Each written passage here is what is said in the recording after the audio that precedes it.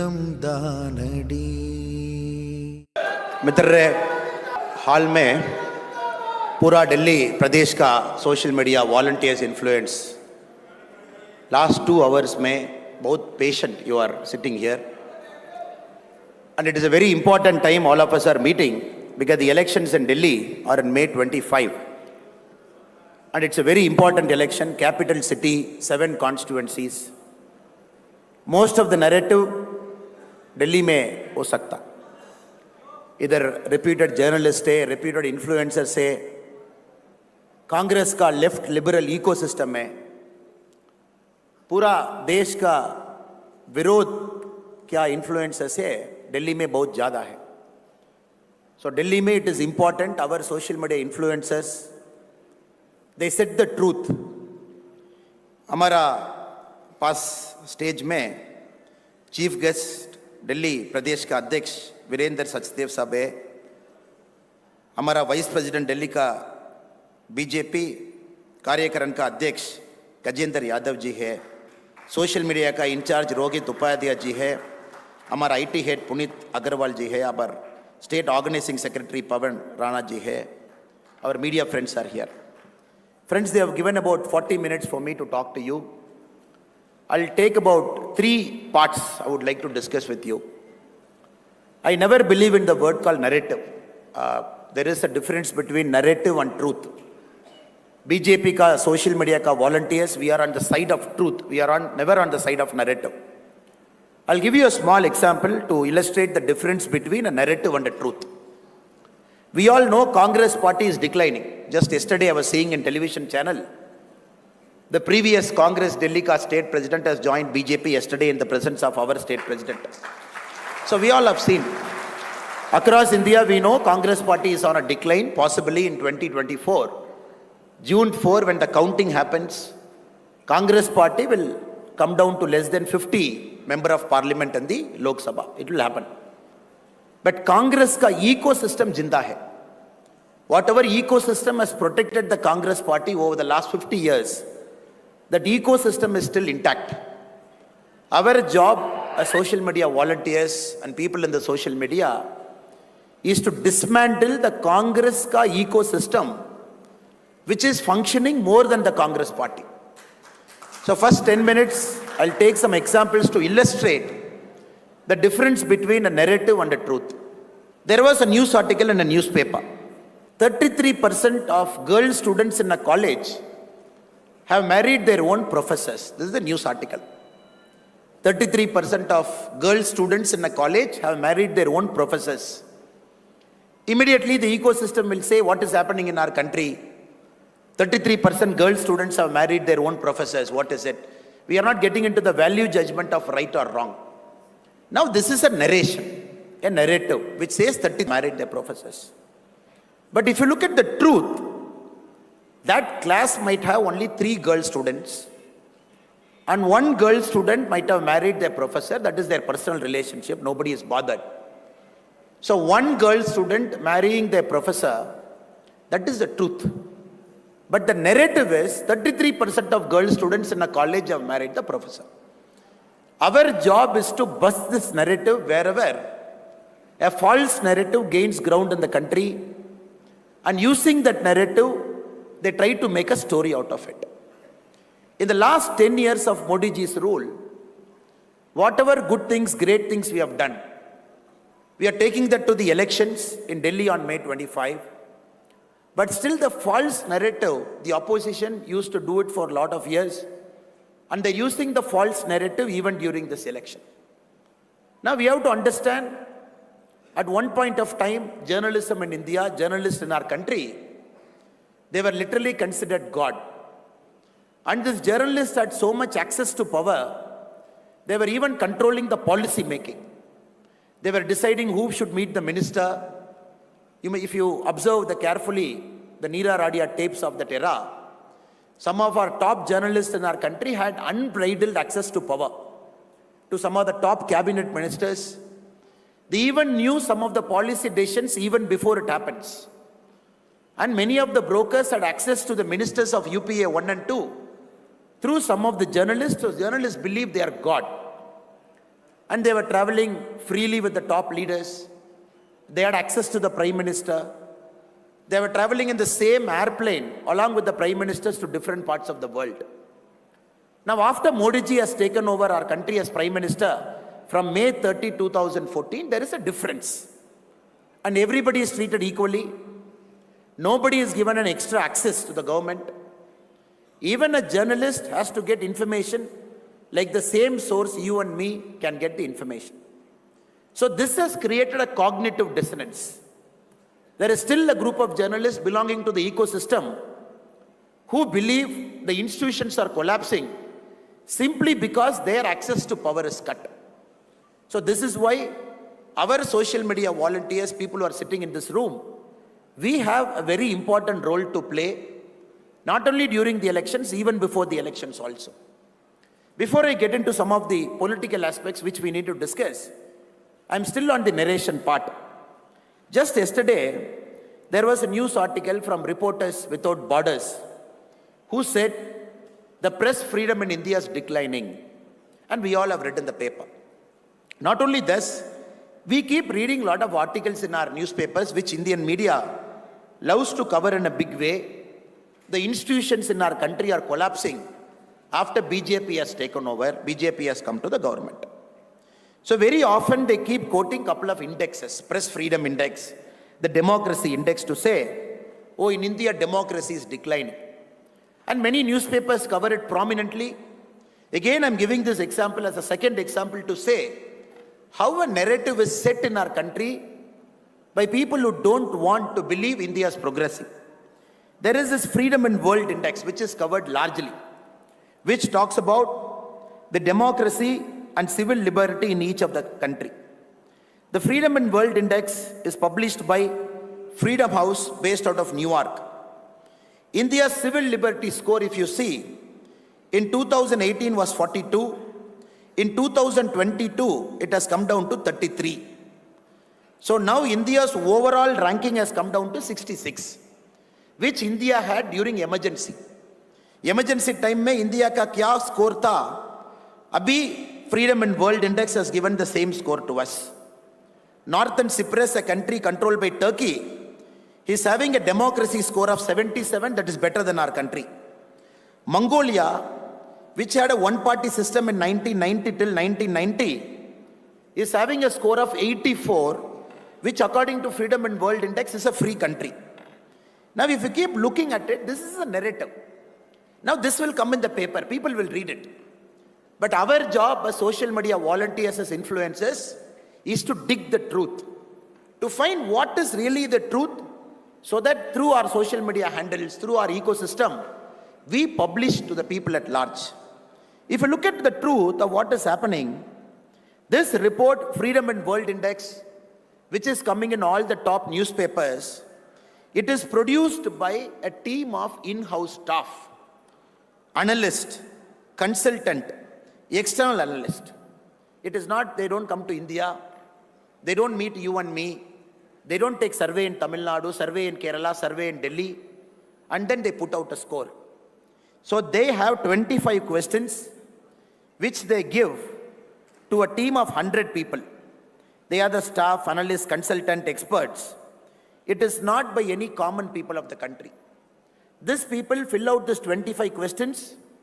The average answer is taken out. And then from New York, they publish a survey stating, oh, India may live, civil liberty score has come down. Not even a single Indian citizen answers the question there, whereby this number is derived. So this is where we should bring out the truth to say, this is all bogus things that keep coming during every election. The next one is the Economist magazine. Economist magazine publishes something called Economist Intelligent Unit Democracy, EIU. If you look at it, it is published by the research and consulting arm of Economist magazine. India was ranked 27th in 2014. India, last available survey, we are ranked 46th in 2021. Our civil liberty score is less than Hong Kong and less than Sri Lanka. Again, if you see, how did Economist arrive at this number? Economist takes its number from a world value survey. And this world value survey, in which economic score is based, after 2012, they have stopped reaching out to people to take survey. Again, this is based on expert opinion. After 2012, they never come to a ground. They never ask people what it is happening. Again, the world value survey, a group of people sit down, they mark their score. Friends, the reason I'm starting with this example is, we should understand a narrative is a very, very powerful component in social media. So our job is to go beyond narration. So the top 2 surveys in the world, which talks about civil liberty, both the surveys are done by in-house experts who answer a set of questions based on which this magazine publishes a report saying, oh, India mein civil liberty kam ho gaya, India mein democracy is under threat. And some Indian journalists based in our country, they will take this report, sit in a newspaper room or a TV room, they will have a prime time debate.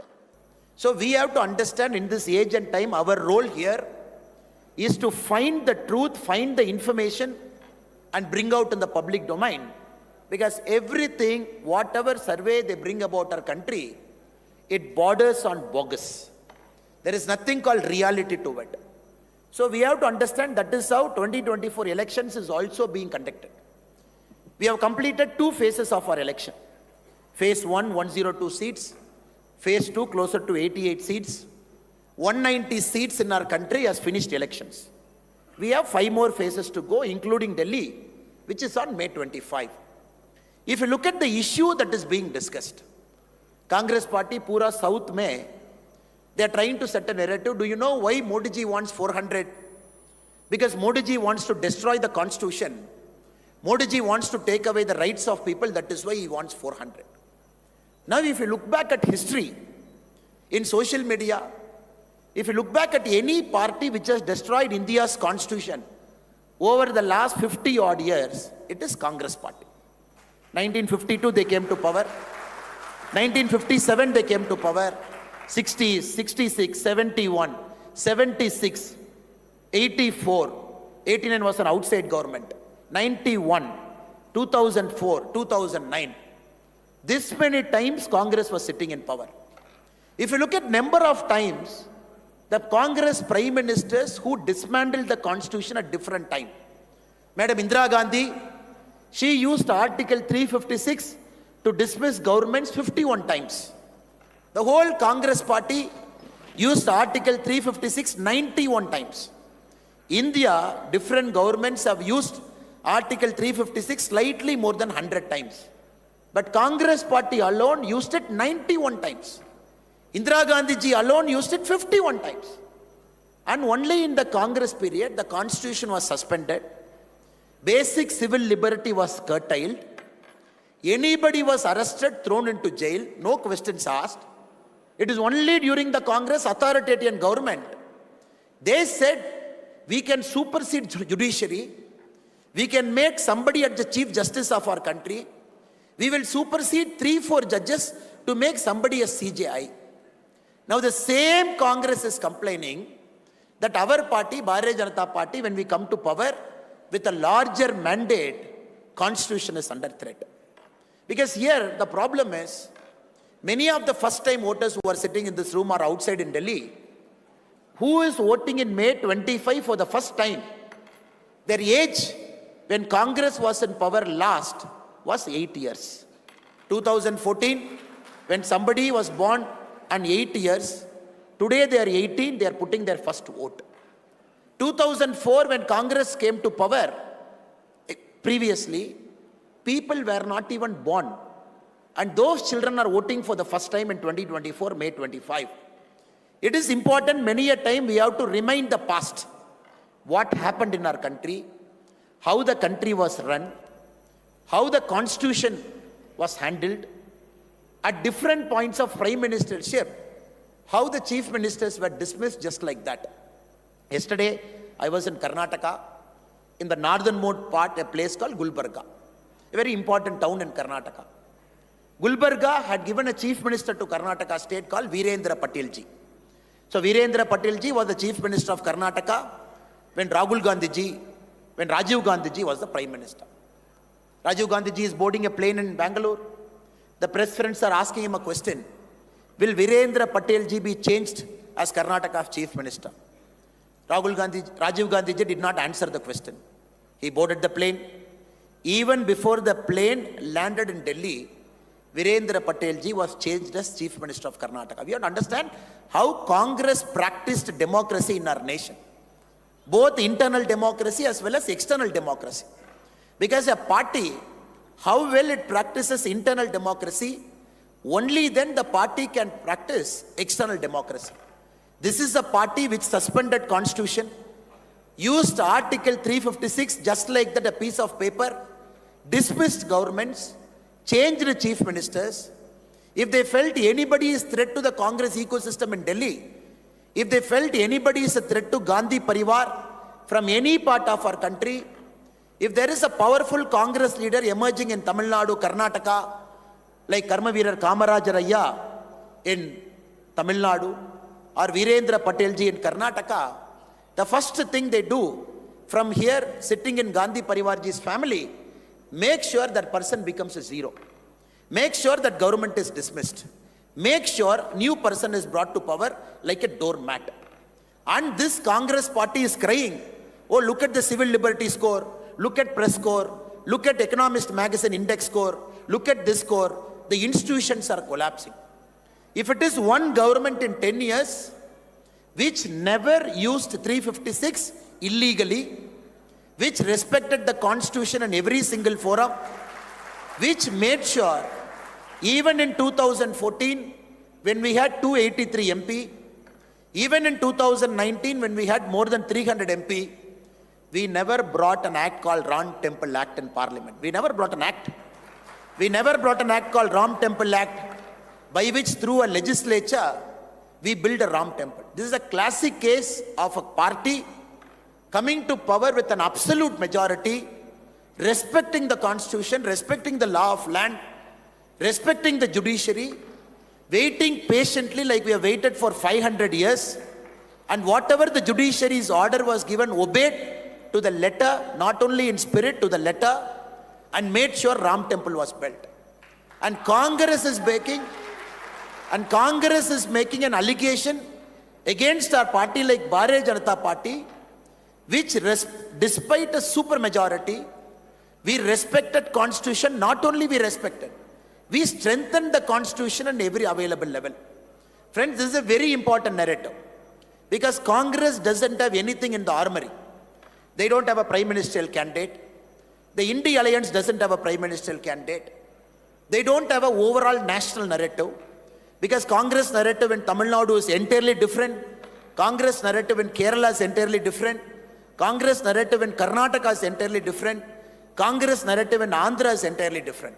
So we are seeing first two phases of election. We are seeing across the southern states, India Alliance, one narrative in one state is different from one narrative in the other state. We have to understand, since they don't have a narrative, they are running this national election like a local election, like a regional election. They are running this national election like an MLA election. It is important, social media volunteers and warriors here, we got to bring back, already we are bringing it back, we brought back, it is a national election for a prime ministerial candidate. It is not some chota mota election where anybody can raise their hand and say, I aspire to be a prime minister. So it is important, in the next 20 days, we all reflect. This is not for Delhi, this is for the country. And it is important in the country when we get BJP MPs, NDA MPs across the board. The national capital should have a sweep where all the 7 BJP MPs, once more, people give responsibility to them. Across Delhi, we all have Bharatiya Janata Party member of parliament across Delhi. So it is important, the truth that we tell, it is important, the truth that we tell is it's a national election. It is not a narrative-less election. This election is for Modi ji, and this election is for all the 10 years of hard work Modi ji has put. And why we need 400? We need 400 to strengthen the constitution. Brothers and sisters, there is one more narrative Congress is running. Oh, why LPG cylinder is not given for 100 rupee? Why petrol is not given for 10 rupee?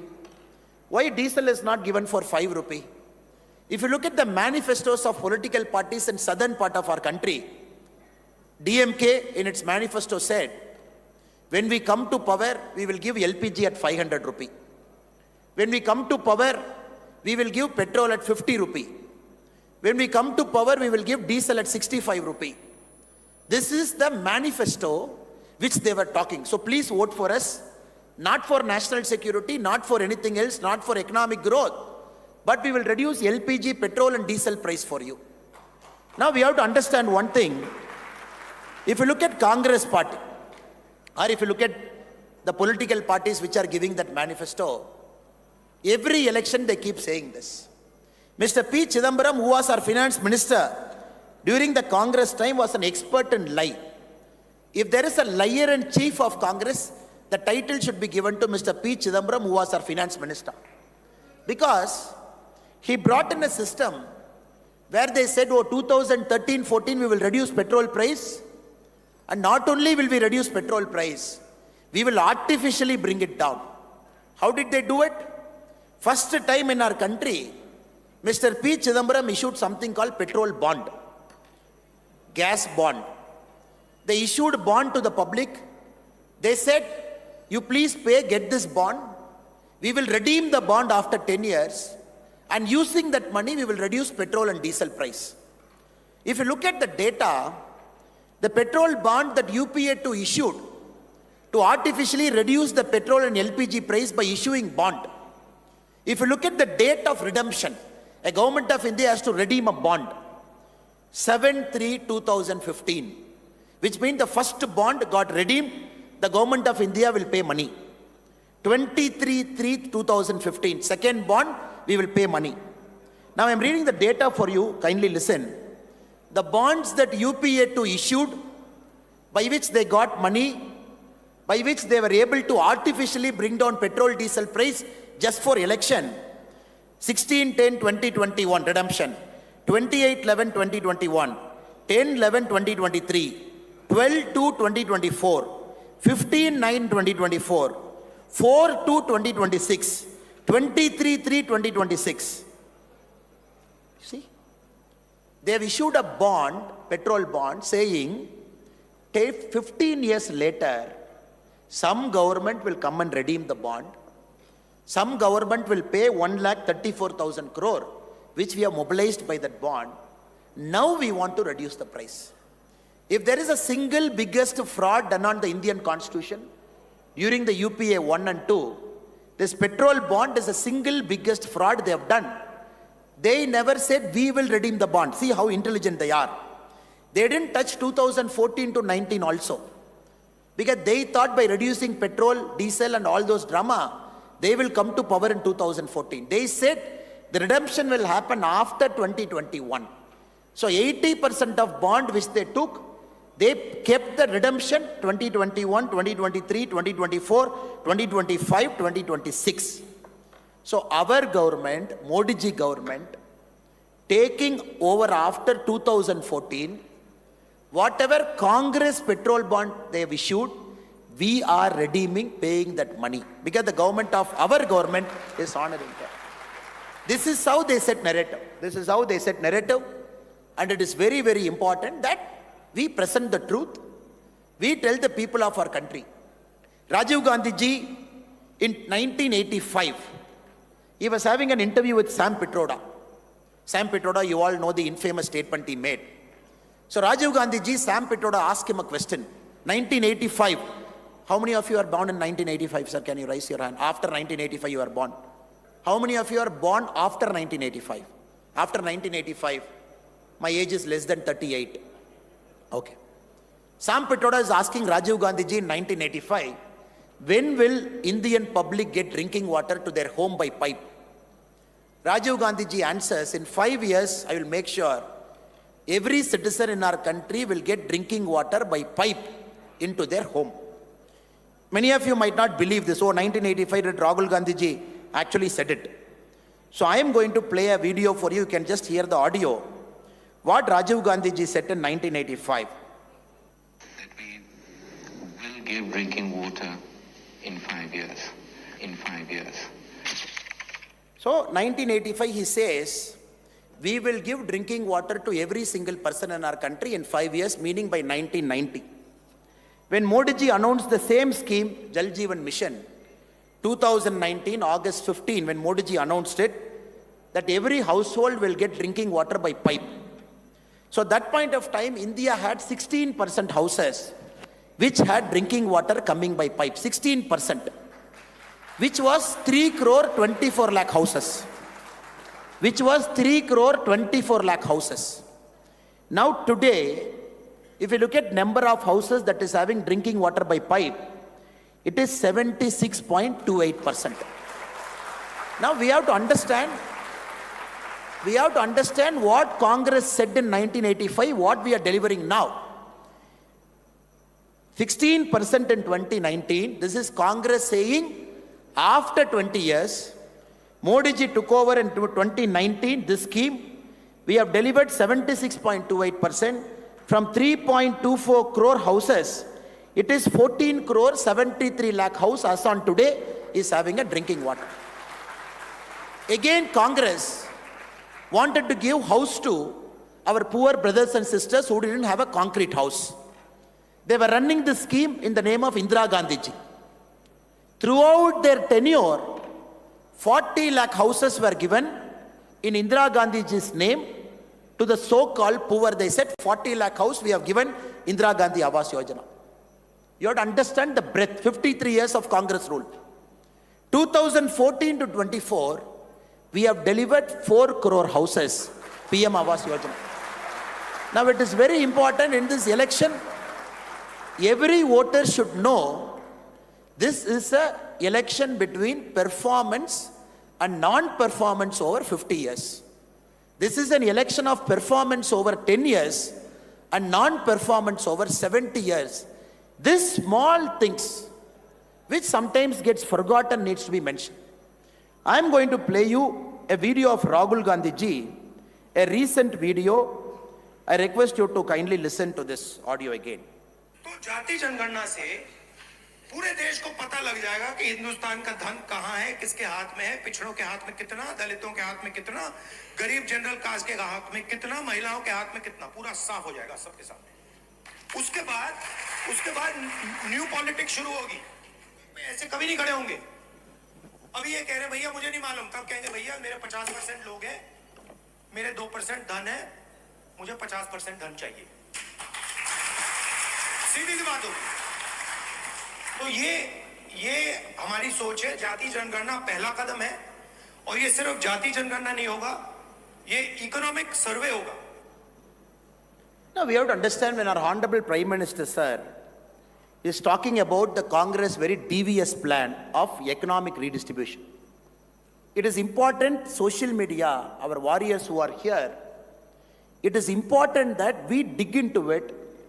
After Prime Minister Sir has spoken about the devious plan of Congress, it is important that we take this message to every single household. J.R.D. Tata was a close friend of Pandit Jawaharlal Nehru ji. After our independence, first government, J.R.D. Tata ji was having a conversation with Pandit Jawaharlal Nehru ji, our first Prime Minister. In one of the conversation, J.R.D. Tata was mentioning, Nehru ji, हमारा public sector unit में थोड़ा सा profit होना पड़ेगा. The PSU should generate profit. It cannot be loss making in its life. Pandit Nehru ji replies to J.R.D. Tata, Tata ji, आप profit का word मत बोलना, वो डर्टी वर्ड है, मेरा को पसंद नहीं है. प्रॉफिट डर्टी वर्ड है, आप मत बोलना. This J.R.D. Tata ji records the conversation he had with Pandit Nehru. Later, J.R.D. Tata ji writes a foreword for a book about Tatas. In that book, J.R.D. Tata writes, if at all India's first Prime Minister was Sardar Vallabhbhai Patel ji instead of Pandit Nehru, probably India's economic prosperity and economic path would have taken a different turn. Now what Congress is speaking, because we have to understand, in the first election, 1952-57, Communist was the second largest party. Communist Party had more number of MPs after Congress. Communist Party had this radical idea that economic redistribution has to happen like the model that is followed in Russia and China at different points of time. So our state, Rajaji, Chakravarti Rajagopalachari, our Governor General, he opposed this idea. He started a party called Swatantra Party. Swatantra Party was a direct competition to Congress Party, though Rajaji was part of the Congress Party initially. There, J.R.D. Tata again writes a letter to Nehruji. You have to understand the context in which Rahul Gandhi ji is speaking. Now it is important, we have to understand what is their plan. And through our channels, it is important we take it to the public at large. J.R.D. Tata writes to Pandit Jawaharlal Nehru, we don't want Communist Party as number 2 in the parliament. India needs a responsible opposition. So we are going to fund the Swatantra Party also. Of course, we will give more money to Congress. Little money we'll give it to Swatantra Party. And Nehruji writes back to J.R.D. Tata saying, that is your wish, but Swatantra Party can never be an opposition in our country, you take my word. So Nehruji was unhappy with Tata's giving money to Swatantra Party because they don't want a radical party in our country who can do what Russia and China did with the citizens. Now Rahul Gandhi ji, after the Congress manifesto, at multiple times, he has spoken not only is a caste census, but we have to do a financial census. And this financial census will capture the economic data of each person and his family. Based on this, Rahul Gandhi ji goes one step further to say, if somebody is having 2%, if somebody is having 50%, he says they have to correct that imbalance by making sure somebody is not having a 50%. Sam Pitroda ji goes one step further to say, in America, when there is a wealth tax of 55%, why not? It's a time to have debate in our country. Now you have to understand, the Congress DVS plan is very clear. Whatever gains we have achieved, in the last 10 years, we have taken 25 crore people in our country out of multi-dimensional poverty. 25 crore people we have taken out of poverty. And we have done some miraculous things. Miraculous things we have done. We have built 4 crore houses, which is more than the population of Australia.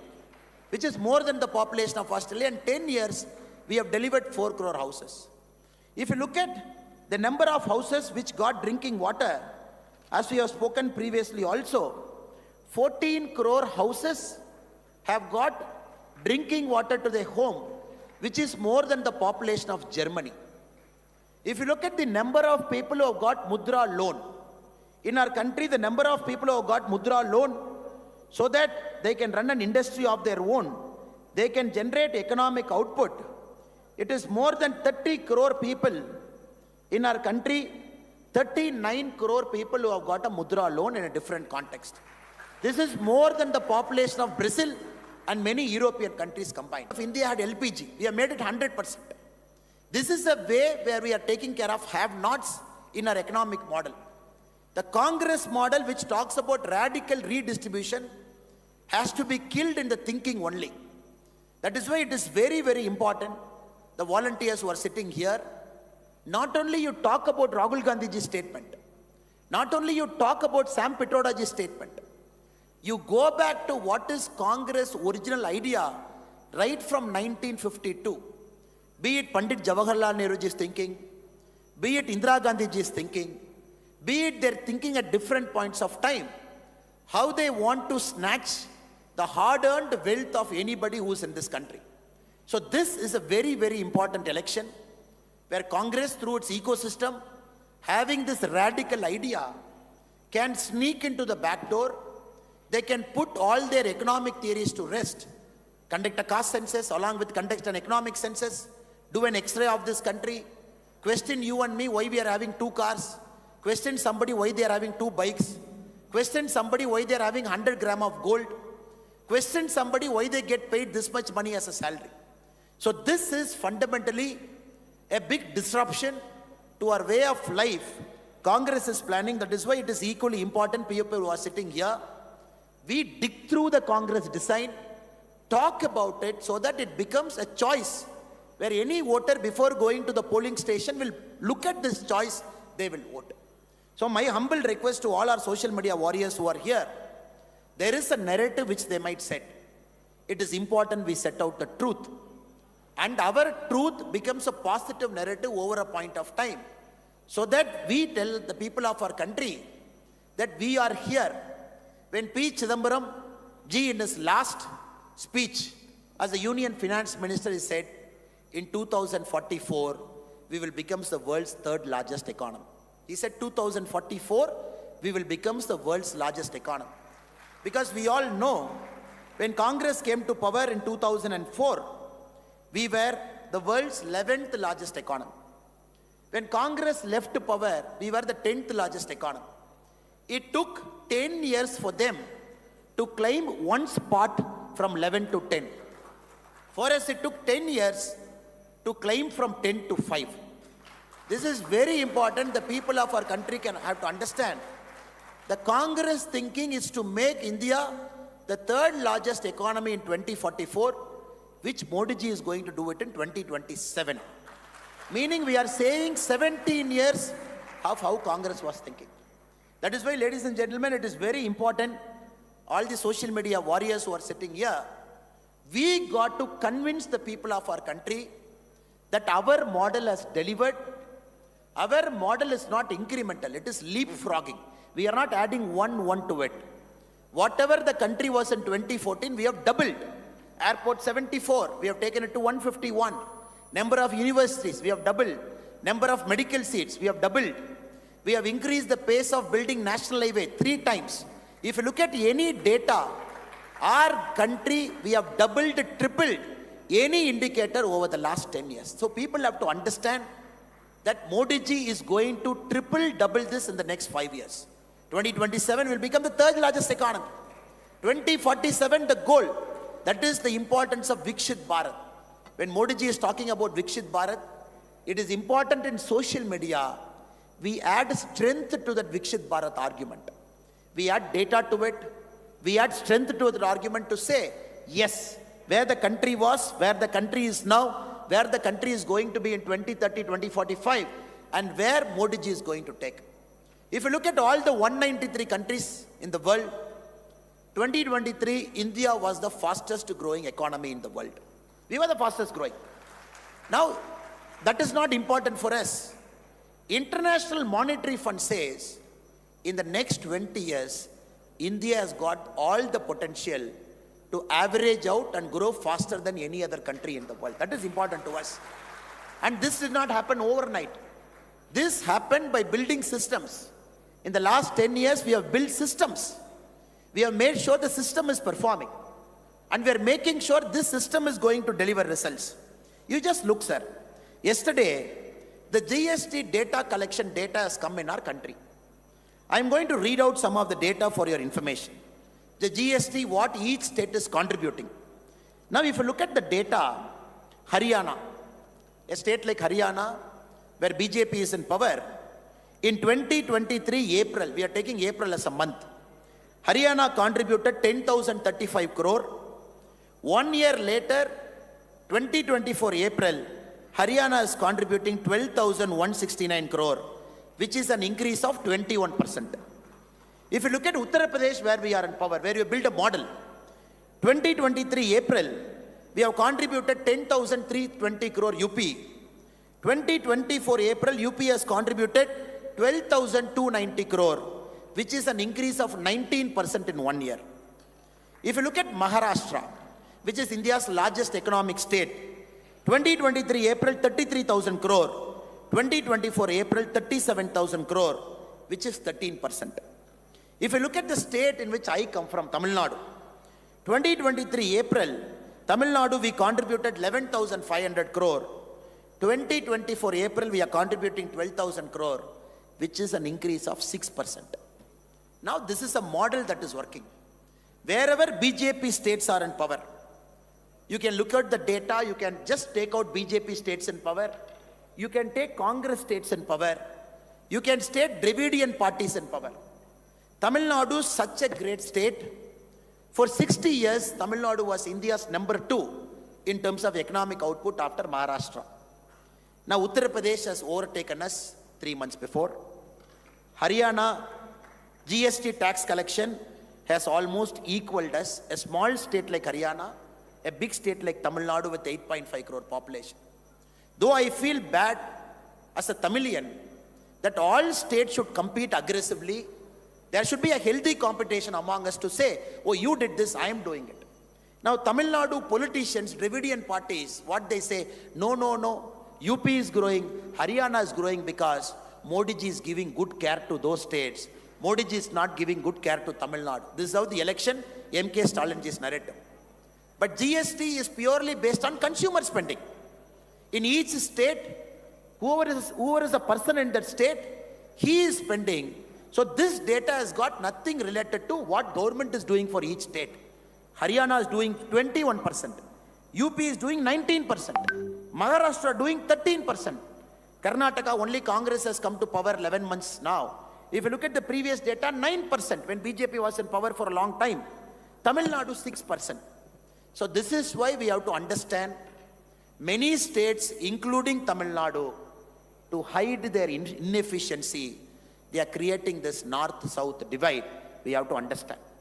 States which are not generating income, which are very corrupt, which have got parallel sources of power like Tamil Nadu, the chief minister doesn't make decision. His son-in-law and son makes decision. Telangana for a long time, the chief minister never makes decision. The son-in-law and daughter makes decision. If you look at Telangana now, the Congress CM doesn't make decision. Somebody in Delhi makes a decision. If you look at all the states, including Kerala, which is complaining north-south, if you look at GST data, we know why BJP governing states are performing, why non-BJP states are not performing. This is a very powerful argument to make that our system is working, our model is working. That is why in India also we are seeing a miraculous growth when compared to states that is governed by Congress. Now other argument they make, especially in South, which is very important in Delhi also, which Aam Aadmi Party keeps making. When Indira Gandhi ji came as Prime Minister, there has to be a formula for devolution of resources. All states contribute money to center gives back money. Article 275 mandates center should give back money. Article 280 mandates how Finance Commission should function. When Indira Gandhi ji madam was there, they said all the money coming to Delhi, when it is given back to states, 60% weightage is given to population. In 1960, 2060, 50% weightage to population. Now anybody who is complaining, oh, Delhi is taking all the money, it is giving more to BJP state, it is not giving to a state like AAP, which is governing, or Punjab where AAP is governing. Now we have to understand the Article 280, the Finance Commission, the 15th Finance Commission formula is very clear. Income distance 45%, population 2011 15%, not 60% which Congress brought. Area of a state 15%, forest cover, ecology 10%, demographic performance 12.5%, tax efficiency 2.5%. India, whatever we do it by a formula. And based on that formula, the money goes to each of those states. That was a narrative in phase 1 and phase 2. The political parties were trying to say, no, we are not getting enough money. But BJP ruled states are getting more money. Friends, it is very, very important. So all these overarching themes, be it a LPG, be it a gas price, be it the oil bond, and be it the GST collection, and be it the performance that we have done over the last 10 years, we got to talk with data over the next 10 years till May 15. I am not going to burden you with more data.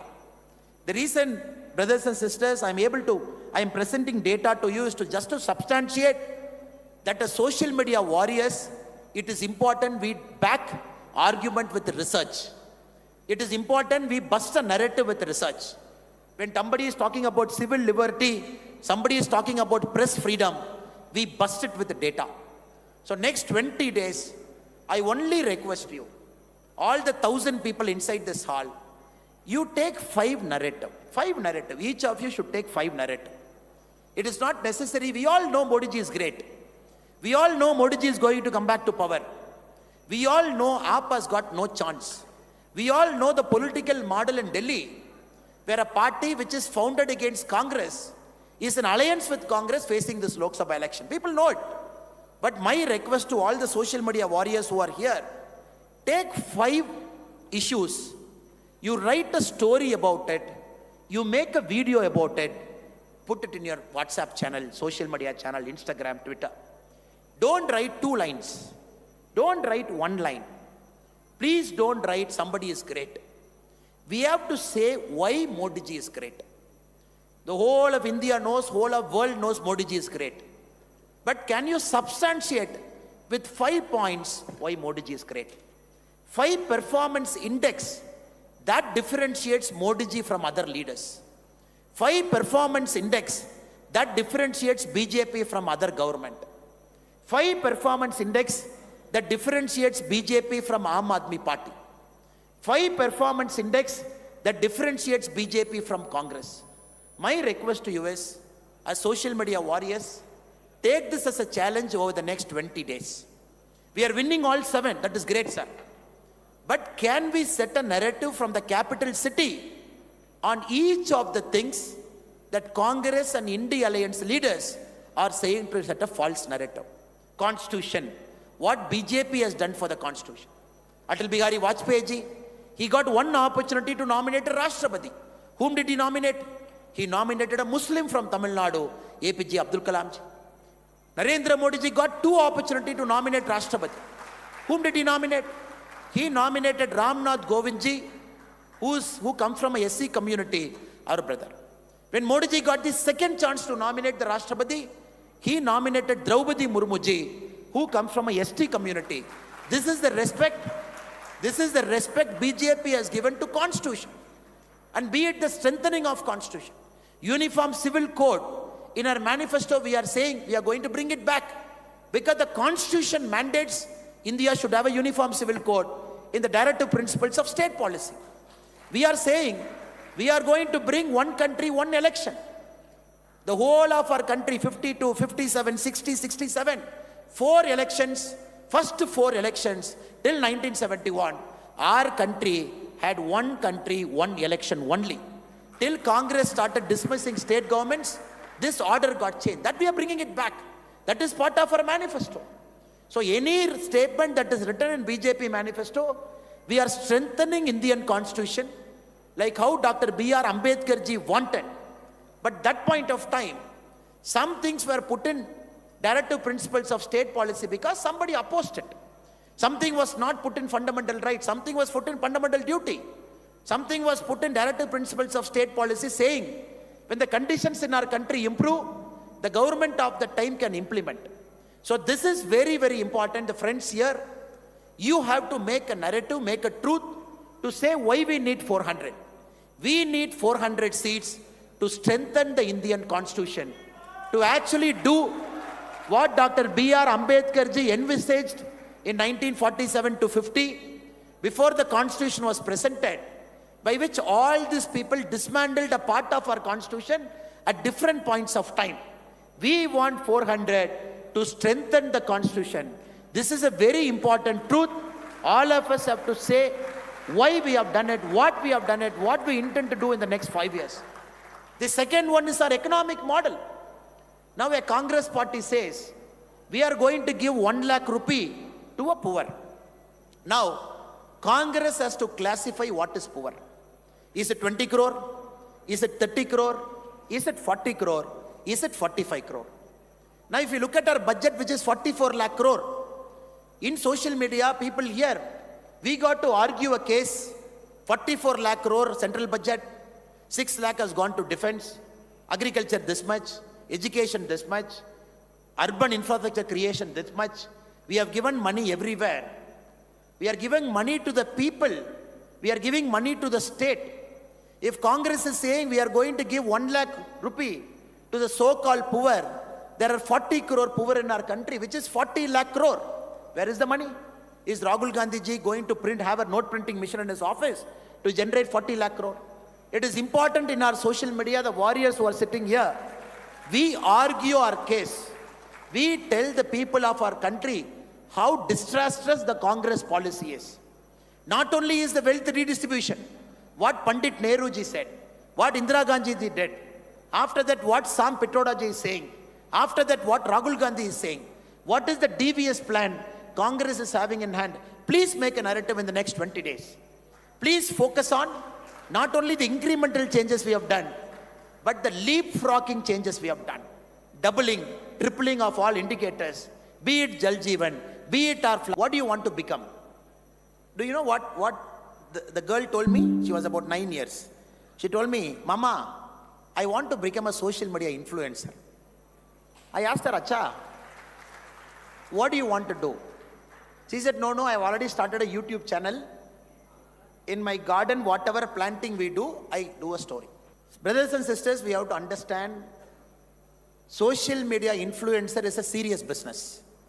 And in BJP, anybody who's a social media warrior, who's operating our handle, who's arguing for Modi ji, we have to understand, we are not influencers, we are truth seekers and truth setters. We have to seek truth, we have to set the truth, and people of our country has to read the truth. For that to happen, there is no biggest influence in our country than Narendra Modi ji. He influences everybody, youth, women, farmer, everybody. My last humble request to all of you is to see the series of interviews Modi ji has given in the last 1 month. Times of India carried a 4-page interview.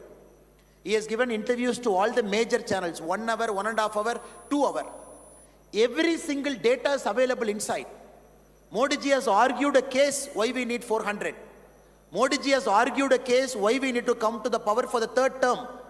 Modi ji has argued what difference the 5 years is going to make. My request to all of you is, next 20 years, 20 days, let us not put a 1-line statement in social media. Let us not put a 3-line statement. We will put a long statement, we will put a video, we will argue our case, we will threadbare discuss the fraud nature of Aam Aadmi Party, the corrupt nature of Aam Aadmi Party. Only the media build-up Aam Aadmi Party was able to generate for some time. The political duplicity of Aam Aadmi Party, the political duplicity of Indie Alliance. My request to all of you is to put a video, is to put a long thread. And each of you, let us take a personal responsibility. We will take 5 subjects. 5 subjects will be on constitution, it will be on democracy, it will be on economics, it will be on our government, it will be on Delhi. We will take 5 subjects, we will do research, we will post it in social media. Thereby, we will generate a mass movement for the Delhi Bharatiya Janata Party, where all the 7 candidates across Delhi will again once more win with a sweeping majority. So I request all the people who have come here, this is our contribution to Modi ji. This is our contribution. This is our contribution to Modi ji as a personal example. We can influence 100, 1,000, 1 lakh, 10 lakh, 1 crore. With a single cell phone we can do it. A cell phone is a very powerful tool which, if spoken the truth in a right way with emotion, people will listen. And Sachdev sir was telling somebody that we are doing pretty well in social media. I think all of us are doing pretty well in social media because we speak the truth. People will read through a fraud post and an original message. So my request, next 20 days, let us generate a chain. Today, Delhi with Modi ji is the hashtag we are having. So this, if it can become a mass movement in the next 20 days, if each of us can influence our accomplice, our friends, our relatives, our mitras who are there, with truth, if we do it naturally, Delhi with Modi ji will hit 1 crore just like that. Because I can tell you, in our state, before 2019, when Modi ji used to come to Tamil Nadu, the DMK party used to trend a hashtag called Go Back Modi. When we look at that hashtag, where it is coming, somebody from Uzbekistan, somebody from Pakistan, somebody from small countries, with bots they will say, Modi, go back. So 2021, after election, we took it up a challenge. We told our social media warriors, if DMK is trending, go back Modi. Welcome Modi, Vanakkam Modi should be minimum 20 times of it. But we will not take recourse to Pakistan. We will not take recourse to Uzbekistan. But we will disseminate truth. We will attract the common people to participate. Not only BJP social media warriors will do Delhi with Modi ji. A common person with no connection to BJP, a common person who is not part of our social media cell, he has to tag, she has to tag Delhi with Modi ji. For that to happen, which we tried in Tamil Nadu, Vanakkam Modi ji, common people should participate. So we have done 1.5 million. 1.5 million Vanakkam Modi ji. We have done 1.2 million. So whenever we do, the Go Back Modi has never crossed 40,000. That too, the whole DMK office bearers, including Chief Minister M.K. Stalin ji, when he was an opposition leader, he tweeted Go Back Modi. Now we challenge the ecosystem of DMK, wherever you are sitting in the world. We will do 15 times Vanakkam Modi of what we are doing. It's a challenge we have taken on.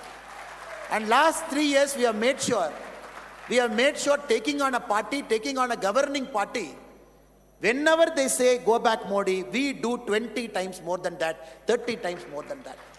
I think it is possible because we got to inspire a common man to come join our movement. That inspiration can happen only when we start speaking the truth, elaborate truth, so that a common man doesn't have the time. A common man doesn't have the time to see, oh, oil bond, is samay mein issue hoga, oh, 2026 tak oil bond hai. He doesn't have time. A common man doesn't have time to understand World Press Freedom Index is nothing but a bogus. A common man doesn't have time to understand, oh, this is how tax devolution is happening. A common man doesn't have time to understand, oh, this is the narrative that Congress is trying to set. It is important through video, through audio, through longer messages, we seek truth. We put out truth. That is the basic job of us, so that a common man comes inside. He becomes a part of this movement. I am very, very sure in the next 20 days, all of us will work very, very hard. All of us will set out truth. All of us will dig more research. All of us will see Modi sir's interview. All of us will take data from it in our own language. Delhi has got multiple people. There are Tamil people residing in Delhi in a big number. People who speak Bhojpuri who are sitting in Delhi in large number. People who speak Bengali are in Delhi for a large number. I would only request the social media cell of Delhi BJP Pradesh to make sure the information goes out in multiple languages. The information goes out in Tamil, the information goes out in Bengali, the information goes out in Bhojpuri, the information goes out in Punjabi, the information goes out in Hindi. Because this capital city where it's a cosmopolitan, every language speaker is here. He might know all languages, he might know Hindi, he might know all languages, but still to emotionally connect, the truth has to be in his mother tongue, her mother tongue. In their mother tongue, the truth has to go. I would encourage all people who are assembled here who speak multiple languages, make it a point to tweet in Hindi, make it a point to tweet in English, make it a point to tweet or and put on Instagram in different mother tongues the Delhi voters can speak. When we do it, I'm 100% sure a mass movement can be created here. 1 crore hashtag we can generate Delhi with Modi ji in the next 20 days. It will be a momentum shifting thing that can happen in Delhi. So I've taken a lot of your time. I once again thank our Pradesh Adhyaksh Virendra Desiyavathi, who's here and who has given the opportunity for me and others to come and assemble here. We all have come with a lot of enthusiasm.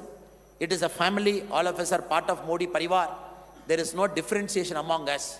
Once we take the cell phone, all of us work for Modi ji. There is no difference between us. I request in Delhi, let us make history once more. Even if two partners in crime like Congress and AAP, they join together, still we will defeat them with an even larger margin than 2019. Let us use social media effectively. Let us spread out the truth over the next 20 days. Let us set 5 narratives in mother tongue in different languages in Delhi so that this becomes a movement in the next 20 days. I thank all of you for your patient listening and for your patience. Thank you so much. Bharat Mata Ki Jai.